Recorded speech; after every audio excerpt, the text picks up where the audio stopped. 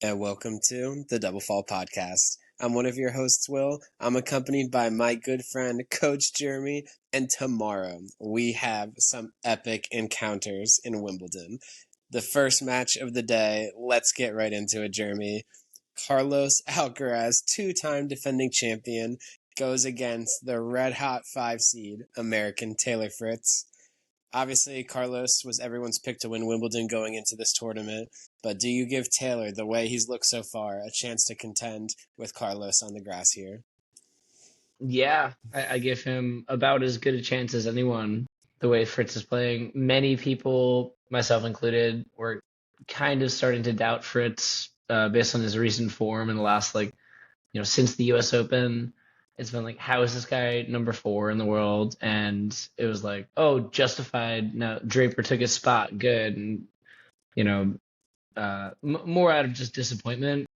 But, Yeah, like we you know, weren't rooting him for him to do poorly. Like it was just like the results weren't there, so it was kind of hard to, you results weren't know. there, and also just the way it was like it looked like, oh, he might lose to number 100 in the world at any point. Meanwhile, um, Draper and all these other guys, and now Draper's kind of facing that music as well. Okay, going through it, but more importantly, Fritz has definitely shown that he is, you know, in that top four in grass. Like I think the semifinals right now is completely accurate. All four players deserve to be there, Yeah, I think it's 1 through 4 best players on grass for sure. and that's Put him. super rare. Rare to see in a Grand Slam. Usually, there's at least one player that got, the seed was knocked out, and they ran into an unseeded player. But Fritz battled, really earned it this year. And at Wimbledon, dude, he's so battle tested. Like GMP round one was so brutal. Then he backed it up with another 5 setter, squeaking it out against Diallo, and then taking Yeah, Fokina out. Like he has an impressive road to get here. Like Karen Hachinov last round, that was like that was like a really impressive showing from Taylor to yeah, get through that one like pretty comfortably in 4 sets. So the way really Taylor tough. yeah, the Yeah, way Taylor has looked on serve, the way that he's hitting his forehand consistent on the backhands, like Taylor said in his press conference, like if if I play the way that I played during that Hachinov match, like I can beat anyone in the world or I can hang with anyone in the world. So the question is, are we going to see like ups and downs from Carlos? Or are we going to get like a fully focused Carlos the entire match? Probably more likely that because it's a Grand Slam semifinal. But like, how long can Fritz hang on serve and hold his nerve and get to breakers and not give up cheap breaks? Because if you give one break up to Carlos on grass at this stage, like there goes the set. Because I think it's way more likely that Carlos finds a break than Fritz. So absolutely. The return games are going to be a lot more favorable for Alcaraz. It's up to Fritz to be rock solid on serve and just play the unbeatable tennis that he's capable of, especially on grass. Like when he's serving super well and is able to just hit the +1 forehands, like, ludicrously fast into the corner, it's hard to beat that. Like, no one's getting that um, back. yeah, even Alcaraz, Alcaraz will probably make him hit one more. He'll make him hit a volley or like an overhead to put it away. But like Fritz has that capability of just being unplayable on grass specifically. But I think that time is just gonna, you know, tell who's the better returner of serve. Not that it's necessarily a deficiency of his. Like he's really improved that part of his game. But Alcaraz is going to have so many more looks that Alcaraz is going to win in 4 sets, in my approximation. Yeah, I think it's not going to be straight sets either Mm. way. I think this is going to Yeah, be a very tight encounter. And yeah, I agree with you. I like Carlos just because he's such a complete player. Like X Fritz, factor. yeah, like he's got everything in his bag and he's got such variety and it's kind of up to him what he wants to do on the tennis court and he can do anything he wants.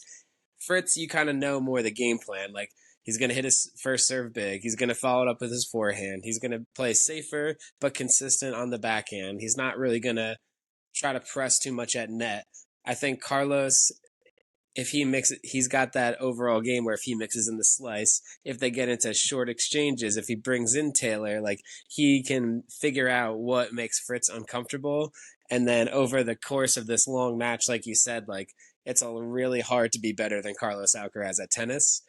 And I think like Fritz is ready for this moment. He's ready for this match. He's talked about how his experience making the finals at the US Open has helped him mentally, where he doesn't view this as a big deal. Like where he thought like, oh, I have to play Francis Tiafoe for a chance in the US Open final. Like that's a big deal. That's his close friend, two Americans. Like who's going to win that match? It goes 5 sets. Like that experience, he says, now I can control my nerves. Now I'm ready for these big matches and I'm ready to just show the world and kind of have that like Ben Shelton go for it mentality where like, let's see if my best tennis stacks up against these other guys.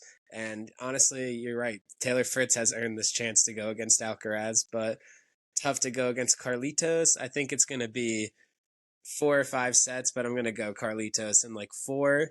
But I like the over 36.5 games, over 37.5 games, because I do give a lot of credit to Fritz on serve. And I think he's going to be able to hold suit, get to a breaker. If he does find a break where Carlos is, gives him a couple second serves, a couple errors, that's where Fritz can capitalize. So yeah, I do like this to be a better match where everyone thinks like Carlitos is probably going to roll here.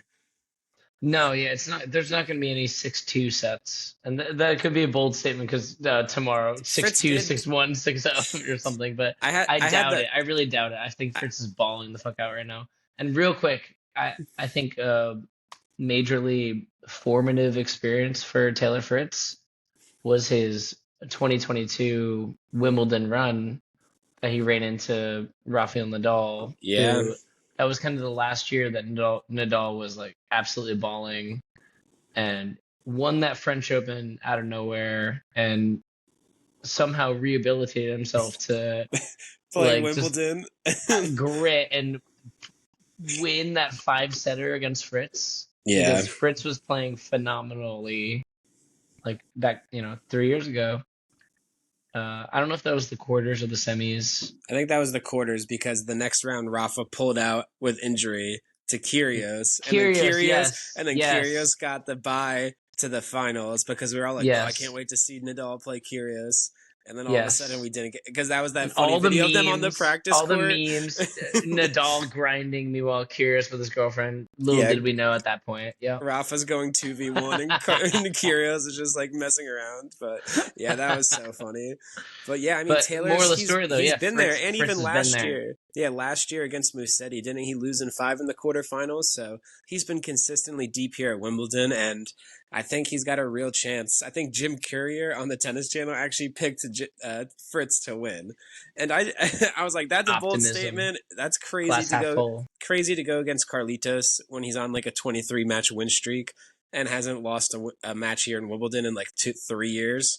That being said, like, I think it's going to be a good match, and I'm very excited to see what kind of level Taylor shows. And I think at this stage of the tournament, these are the matches where like they asked Taylor early on in the press conference, like, how do you get better? Like, how do you get to the level of Sinner and Alcaraz? He's like, honestly, I don't know. But I listened to that answer and I was like, well, the way you get to their level is you do what you just did and go through the draw, do what you're supposed to, get to these late rounds of slams, and you get this experience in this big stage of playing these guys in these big moments where now you have your chance. You can never beat these guys if you don't make it to these guys, and eventually you're gonna have to go through them. So that's why I love having Sinner and Alcaraz on tour, because just their presence and everyone having to fight and be like, I need to get better than that guy. Like the level of the tour is going up, and the expectations and demands to win a Grand Slam are pretty high these days. And I think I enjoy that. I enjoy the tour a lot for that, though. Yeah, and again, Fritz is the most qualified guy to do it, other than Djokovic, Sinner, Alcaraz. Like, he's the most qualified guy in the entire world when you think about it to challenge either Djokovic or Sinner or Alcaraz on grass right now at Wimbledon, because Draper, sorry, didn't hold up. He's not there yet. He's not as battle tested, especially on grass, but Yeah, he's he'll never made get it there. past the second round of He Wimbledon. didn't have that 22 encounter that Fritz had with Nadal, because in that moment when Fritz lost that match, he was like, I just played the match of my life. How did I lose Yeah. to, a 36-year-old Nadal or 37-year-old Nadal, whatever, right? Who turned out So to be like walking on one foot or something. Like insane, absolutely insane. But But yeah, let's no, yeah. it's exciting stuff. But Alcaraz, in closing for that match, from me, it's insane to go against Alcaraz on any surface right now. He is absolutely one of the fastest guys on tour. Forehand, he will be like every tournament that he's ever played, he will have like, the fastest forehand that's hit through the entire tournament, and drop shot capability. His serve is revamped. Like that's what a lot of people Yeah. aren't noticing. That's why His he's serve is dropping these way sets, better. because he's like testing out his serve and working on stuff in the early rounds. And then like when he needs to lock in, he just like ends up Ready. winning. But like so like I wouldn't make any sort of worry or concern from these early rounds where Carlos is just like dropping a set to Rublev, Struff, Fognini, a couple sets, like first round 5 sets with Fognini. Everyone was like, is Alcaraz gonna go out? And then he like bagels him in the 5th set. Like, of course, like Yeah. Carlos can just turn up that level whenever he needs to. But He yeah, just wanted a good send off. By the way, shout out to Fabio Fognini. yeah, Phenomenal career. The most blasé tennis player of all time. 0 foot speed. Whatever the Italian word for blasé is, that's been Fognini his entire career.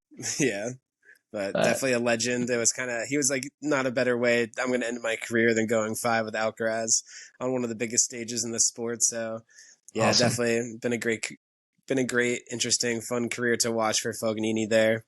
All But racket head speed, no foot speed. yeah. Dude, he would push Nadal for a couple of those matches there. That like he Oh always pushed yeah. Nadal. Like for some reason that matchup he always did well, because I guess it's like backhand like matched up with the lefty well. But Mm. so we both have Carlitos making the finals here. It would be great to see Taylor, but I don't think this. I think this obstacle is a little too tall for him. I think he can valiantly push Carlos to 5, and then everybody wins, kind of. But Right. who do you think Carlos meets in the final?